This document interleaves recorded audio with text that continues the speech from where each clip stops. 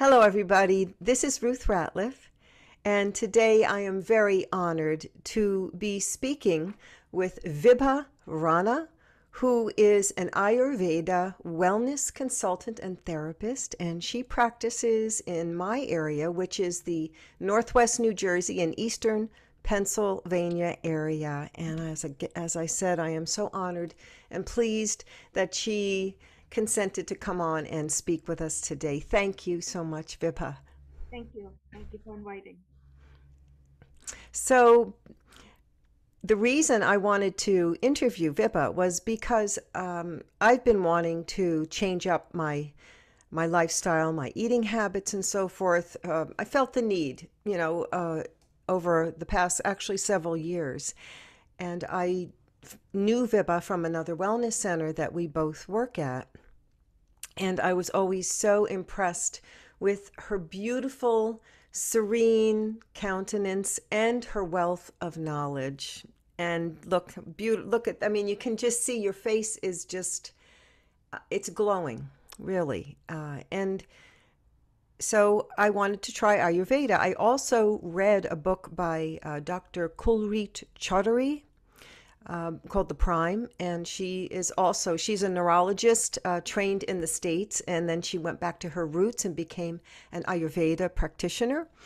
And she was trying to combine the two modalities, the two practices, and I was fascinated by that, and that's what prompted me to look up Vibha and start working with her. And I can tell you that the changes have been very, very helpful and very interesting. So, Vibha, what would you like to say to introduce yourself and the people to the practice of Ayurveda? I know that's a big question. Sure. Ruth just introduced me. My name is Vibha, and I started my practice 2 years ago as an Ayurvedic practitioner, wellness consultant. And I'm also a therapist, which means I also do body work, body therapies in my office.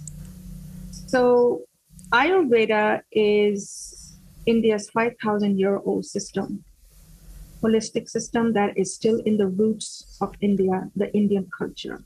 So we grew up not even knowing we are practicing Ayurveda, but we were practicing Ayurveda. So all the food, the spices, the mantras, the prayers, they're all rooted in the culture of Ayurveda. When I moved to the United States many, many years ago, I didn't even realize how precious this knowledge is. And by the way, yoga and Ayurveda are considered sister science. They stem from the same root and they go into different directions. So I decided to go more towards Ayurveda because I've always been interested in the human physiology, the psychology, the lifestyle. So what I practice in Ayurveda is mainly helping people with changing their lifestyle, changing the way they eat, changing their sleeping pattern. And as simple as it sounds, it is very crucial to your health. It is the most important. It is the root of Ayurveda. Because unless you make these changes in your lifestyle, it doesn't matter. You take the best herb in the world, you put the best lotion on your body. It's just temporary. It's going to be temporary. It's not going to make a huge difference. No, absolutely. It's there's definitely you have to be ready for it. Yeah. I think that's why I waited several years. Yes, you have I didn't want to give up, sleeping late, drinking wine every night, cake, chocolate, dark chocolate. Oh God.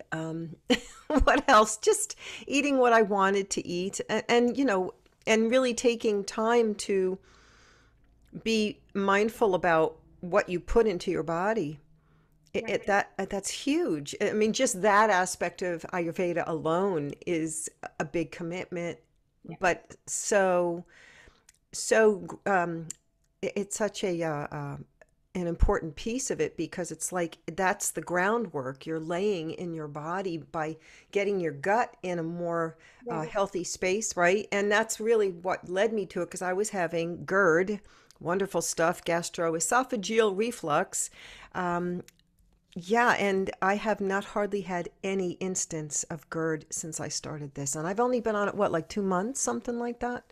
Less than 2 months. Yeah, Less than 2 months, which is yeah. wonderful. And that is because you made a conscious choice. Nobody came to you and said, Ruth, you have to do it. And then Ruth sat down and said, should I or should I not? You made a conscious decision and you contacted me. Yes. And then we went from there. And not only that, what is really important is, and I have seen this over and over, you can sit down with any practitioner and the practitioner can pull their heart and soul into teaching you, educating you, giving you a protocol and say, okay, this is what I would think will help you. But when you go back home, that's when the real test begins. Okay, that's when you have to say, I'm going to start now. So things that you can get from your local grocery store, that you know that you have to make these changes in your daily diet, your lunch, your dinner, you start from there. Herbs that were suggested to you, you go and order them. So that kind of takes about a week. If you don't get it started right away, then it's very hard to get started because life gets in the middle. Yes. What was wonderful was that, and I have this cute little green frame around me with the leaves, not only because it's St. Patrick's Day, that wasn't why, but because of Like it. Ayurveda is plant medicine, right? So beautiful. But that I was really lucky to have found out about Misfits Market, which is they deliver weekly. You have to have a $30 minimum order, a little plug for Misfits Market here, but it's all organic, seconds, sometimes, and you can order so many beautiful, fresh, organic vegetables. And I have that weekly, and I cook, use these vegetables in my cooking several times a week. So that makes it even easier for me to do that.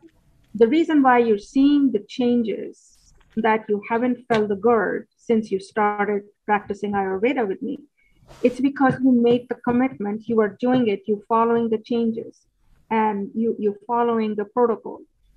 That's where a lot of people sort of go and fall behind. And then they come back and they want to start again. And that is fine. It's everybody has their own personal journey. I think that once, I really hit my stride with this program and with the diet and with not eating later too. That was a big piece of this too, right? Was not because we were eating at like 8, 9 o'clock because we were both teaching. I was, we're music teachers. We were teaching students till late at night, weren't sitting down to dinner till 9 o'clock at night, eating a big heavy meal. So of course that's not optimum for having a good night's rest.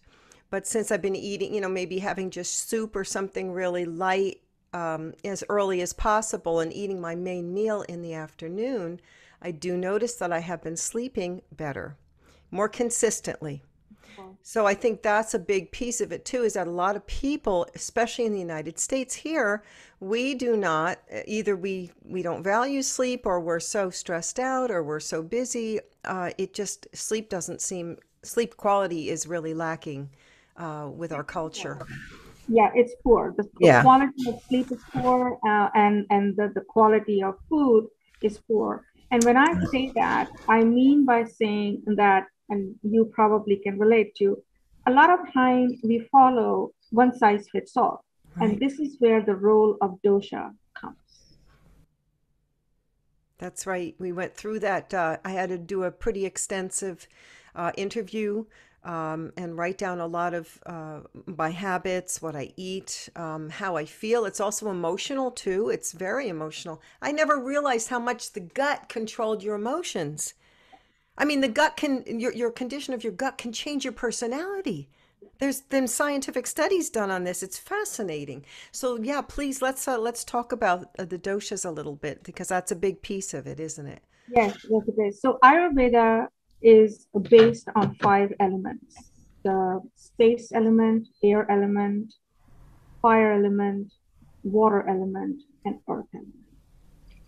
So look at the outside, the macrocosm, and then you inside the microcosm. So that's exactly you have inside you. You have the space element, the air element, the fire element, water, and earth. For example, when your mind is racing and you cannot focus, That is your air element and your space element. It's just, it cannot be grounded. You are talking to me, but your mind is racing somewhere else. And what we consider that there is a little bit of an imbalance there. Now, dosha is an Ayurvedic term and it's in Sanskrit language. There is no translation in English. The best way to translate dosha is that can get imbalanced. So doshas are always in imbalance. Are there people like that who are always balanced? Know anyone? I was going to say, wow. I don't know anyone, and I definitely know my doshas go up and down, up and down. For example, during the pandemic, which is such a recent event, and everybody has it in their memory, 99% of the people experienced vata dosha imbalance because there was so much uncertainty, there was so much fear, there was so much anxiety, there was so much nervousness and depression. All of these are related to the imbalance of vata dosha. Vata means it's made out of ether and air. Ether is basically space. So what happens when you have too much space in your mind? Your thoughts are wandering. If you have too many choices, for example, something very simple.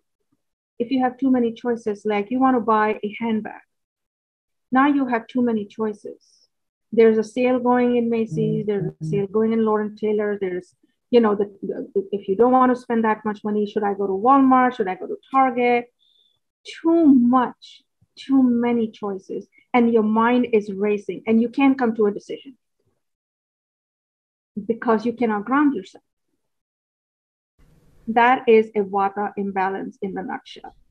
And that's, boy, is that that so speaks to our culture, doesn't it? Too many choices. And especially with the onset, I mean, the internet, holy mackerel, Yeah. the distractions, the overwhelming amount of information that we are bombarded with on a daily basis. And I'm going to emphasize more on the vata dosha than going to the other two doshas, only because vata is known as the king of the doshas. 80% of the disorders are related to vata dosha. And when your vata dosha is imbalanced, it affects the other two doshas, which is the pitta dosha. Pitta is made of fire and water. And then the last one is, and the third one is kapha dosha, which is made of water and earth. When vata dosha goes off balance, it's like a domino. It affects the other two. For example, hot flashes. Majority of the hot flashes are pitta related primarily, but they are also pushed by the vata dosha. So an entire lifestyle change, food change, everything comes into the play, and every person is different. That's another thing with Ayurveda, is that one size doesn't fit all. There could be three ladies sitting in the room with the same problem, and I'm just going to talk about hot flashes, but they may be coming from different roots, different causes. Yeah, yeah. No, I completely get that because in my own journey of dealing with the menopausal symptoms, I've basically used myself as a human guinea pig and tried so many different, types of supplements, and I even went to the hormones as well. And initially, and boy, everyone, you read the like the reviews on these different products, and everyone, it didn't work for me at all. To, oh, this is fantastic.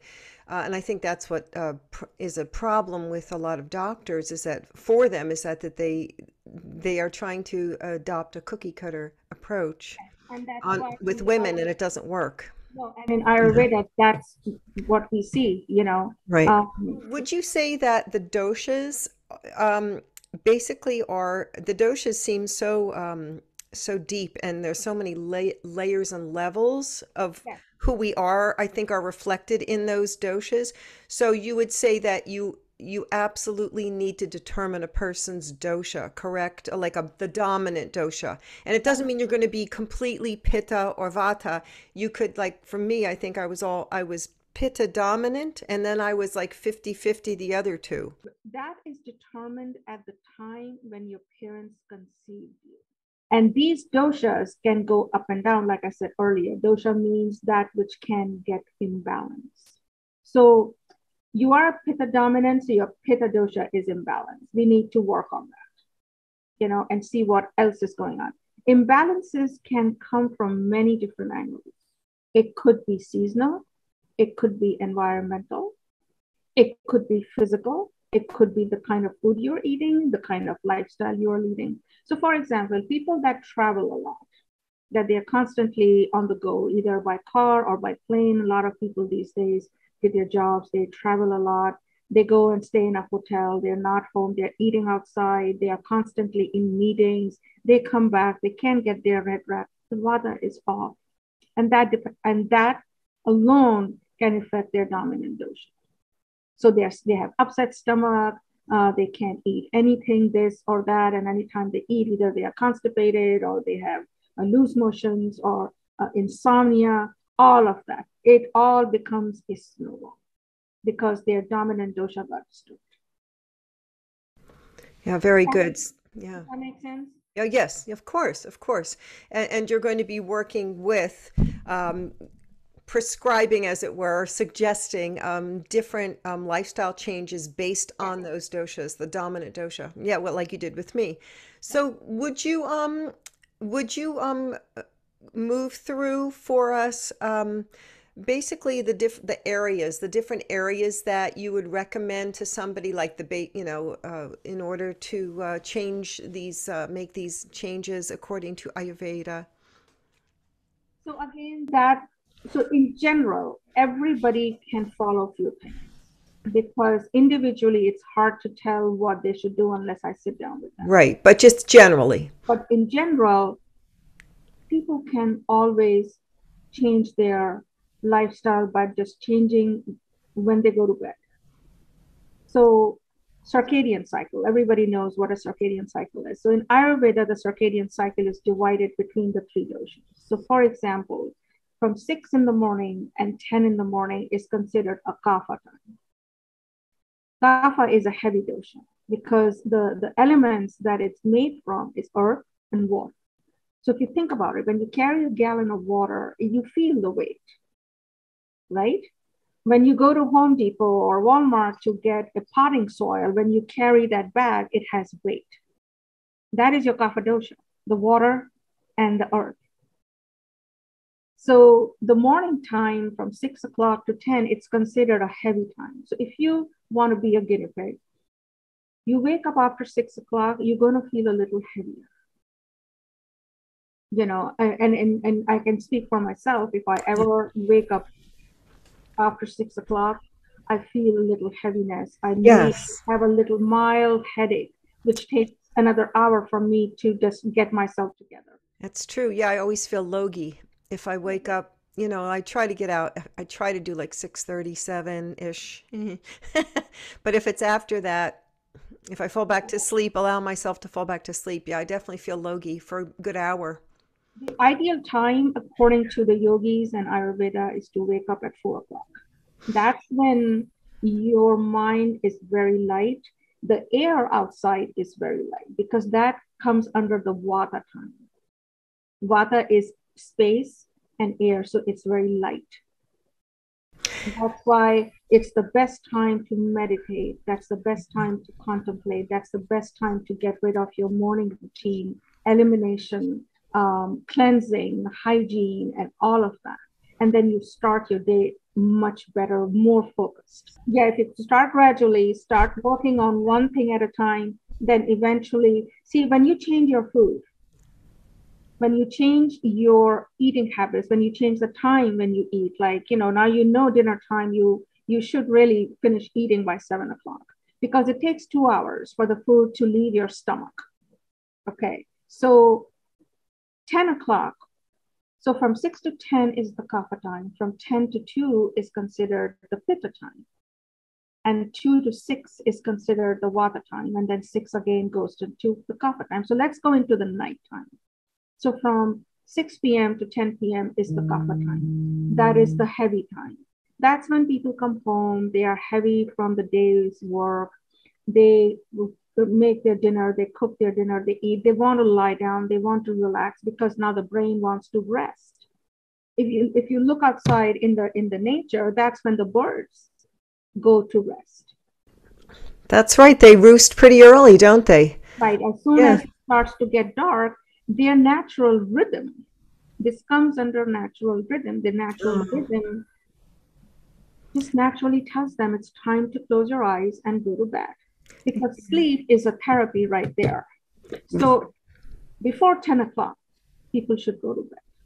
Yeah, that's good. Yeah. I've been going to bed at 10. Yeah, that's when you get the sound sleep. What happens when you go to bed after 10 o'clock? And even during midnight, some people don't go to bed until 1 in the morning. You are in the climax of the pitta time when the energy is high. And that's when people go to sleep, the digestion just goes off. The digestion just goes off, and you sleep with undigested thoughts, emotions, and chances are you did eat. You're not going to sit until 12 o'clock at midnight not eating something, even if you're munching. The food still has to be digested. It's going back to the roots of nature, so to speak, of how we are human beings. We are in this physical body that is subjected to, affected by the rhythms of nature. So, when we go against it, that's when we have issues. If people start to pay attention what the time they go to sleep, what time they eat before they go to bed, and just by paying attention to that, they can start seeing some changes. Vibha was telling me before, people just get overwhelmed by it because it is very, like us. It has a lot of layers and levels, and this is a many thousands of years old system of health and wellness. 1,000, Yes. almost 10,000, 5,000 and plus. Wow, if not more, right? We don't even know. What I love about Ayurveda, and I want to touch on this, Vibha, too, but as we're maybe finishing up a little bit here, is the role of gratitude and spirituality. If we could just touch on that in the Ayurveda practice and how important that is. It's kind of like rounds it out. It's like the glue that holds it all together. So Ayurveda the roots are from spirituality. It stems from the spiritual practices of these ancient, what we call rishis, who were ancient physicians. They are the ones who wrote the texts. They are the ones who wrote the entire protocol in the Sanskrit language. It is with the gratitude that they wrote. Ayurveda was written for humanity. It wasn't written for a certain group of people or certain community. It was written for humanity. So the gratitude comes from the fact that the herbs that we take, these days we take them for granted because we can get them in a bottle, like a capsule, or even loose herbs, we can get them in a bag. But the gratitude should be that where it's coming from. It's coming from a field where farmers go and they collect them. And they know, they are trained intuitively because Ayurveda was passed on through a lineage.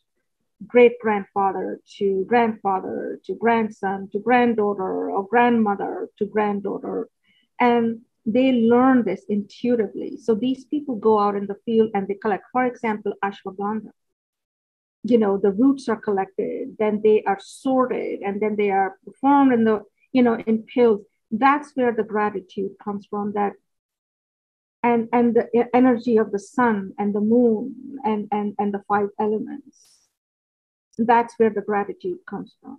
And the belief that the reason why I'm taking this or for I'm taking this, it's going to work.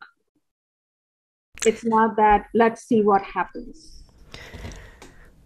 That's huge just in and of itself. Your intention, your belief, your knowing. Yeah, it's interesting because I'm not a person that enjoys. I have to be in the mood to cook. So but it's not something that I love doing. It's kind of like something I have to do. It's a chore.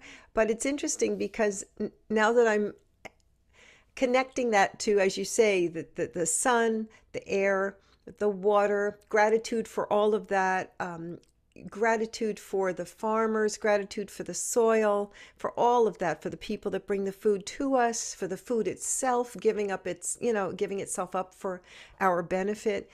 It feels, there's a different feeling for me of cooking and preparing the meal. And when I sit down, it feels sacred. It does. It feels it. There's a totally different feeling, and that combined with this sort of newfound awareness of my body, much more like listening, and I this is something I've been doing with my voice and my practice and so forth. So it's just, this is another level of that for me. It's just fascinating how that shift is It's bringing that about. beautiful. It's beautiful. I'm so happy Yes. and so proud of you. Oh, Yeah, so that's thank where you. spirituality comes. Yes. And then with that, you start to incorporate. Naturally, you'll be inclined to, like you started to become inclined towards mantra, and we spoke about the mantra meditation. What that really does to you, what that sound does to you, what that vibration does to you, you know. So all of that becomes a part and parcel of your lifestyle. Yes. Yes. For Yes. example, we travel for work. We get in our cars, we get on the road because we have a destination to go. And most of the time, you're either stuck in the traffic or you see something you don't want to see in the morning. There's an accident or traffic jam. And immediately, our intention is like, what's going on? And we get upset because now I'm going to be late. And all of a sudden, a ton of ideas come which are not conducive to our health. The anxiety level goes up. Okay, the anger goes up. Okay. So at that time, if we have awareness at that time, if you could just say that there's nothing I can do right now. So you make your phone calls, you do whatever you have to. Or most of the companies understand that these things are not in your, in your control. But at that time, if you could sit down and just relax and say, I'll get there when I get there. Absolutely. In our There. society, Yeah. somehow that kind of behavior has taken over everything. The littlest things will bother people. The littlest things will bother people. We can go into a lot of examples, but you know what I, that's, I do, and that's why I say with sound therapy, it helps build resiliency. yes. Yeah, so you don't have to deal with that. Chanting a mantra Yeah. helps a lot. You go and sit on an airplane. I always do that. When I take a flight, I will sit down and I will chant. I chant mantras every day, but I will particularly remind myself that everything is going to be fine. I have taken this step that I will have to fly. I don't have another choice, so it'll be all fine, and it goes well. You get in the car, you have to go and give a presentation. There's always that little anxiety, but then you chant and you sit down and you calm yourself, and it goes away. When that goes away, what helps is that you're not going to go and eat the wrong food.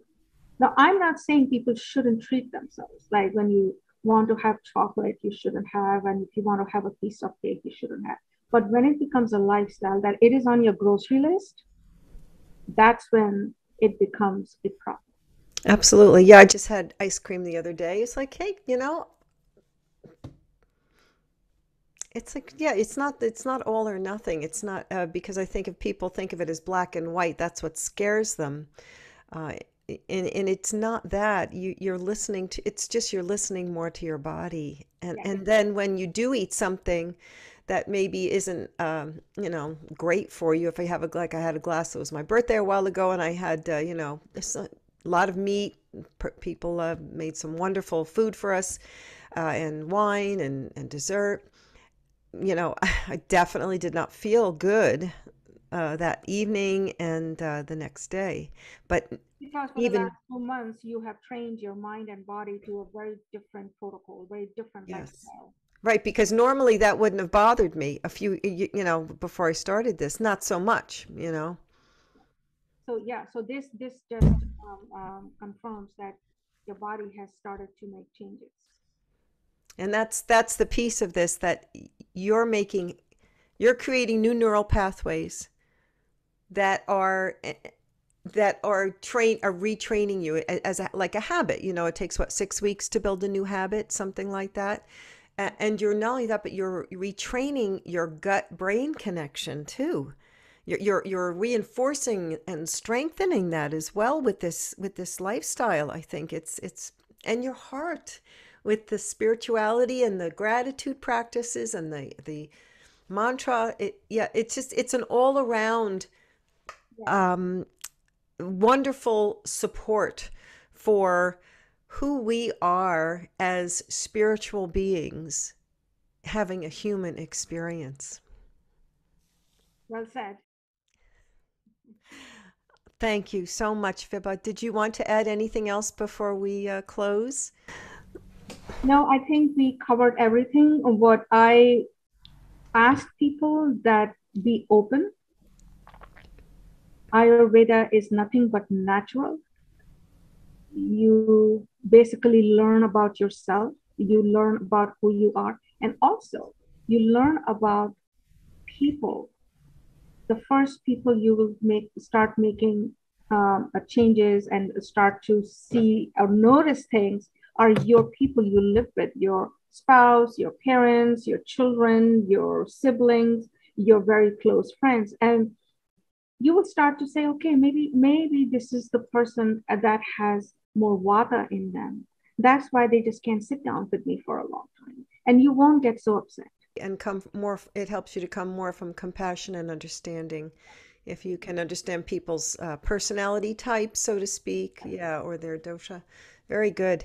Right. And also, I just want to end with this. This doesn't mean that you have to be perfect, that you should never get angry or you should never have anxiety. That's a part and parcel of life. But what Ayurveda does to you, it makes you understand, it makes you appreciate. Do you work virtually as well? Yes. So they can reach me through my email, through my website, greentuliphealth.com is my website. All my information is there. My phone is there. They can click on contact me and fill it up the form and it will come to me, or send me a text. You know, there are so many ways. They can go on my Facebook page, Green Tulip Health and Wellness. They can send me a message, a message, and I'll get back to them. Um, I can work with them on Zoom. I think it works really well. Gosh, yes. And if you are in the area, you have to do one of her therapies. Incredible. The head massage, foot, you do the reflexology on the feet. Really incredibly beautiful. Vibha is so sensitive and loving. You can feel the compassion and the love coming through her hands when she works on you. Truly. Thank you so much. This is wonderful. And I'm just honored to be just sharing this information, because I feel it's so in line with with who I am at this point. And the more we reach out to people, the more people will learn and contact me, and more than happy to help them with whatever is going on in their life. Wonderful. Beautiful. And just again to say, we are going to try to make this into a 3-video series. We are not going to try. We are going to make this into a 3-video series. And the next one will probably be a little deeper dive into the different types of things that that you need to eat, and the oil pulling, tongue scraping, so forth and so on. And then the next one after that, I really was excited to dive into the spiritual aspects, the voice aspects, the sound, the mantra, and so forth. So we'll split that up, and Yes. Again, thank you, Vibha. It has been such a pleasure and an honor Thank to you. share this with you today. Nice, nice. Thank you. Thank you.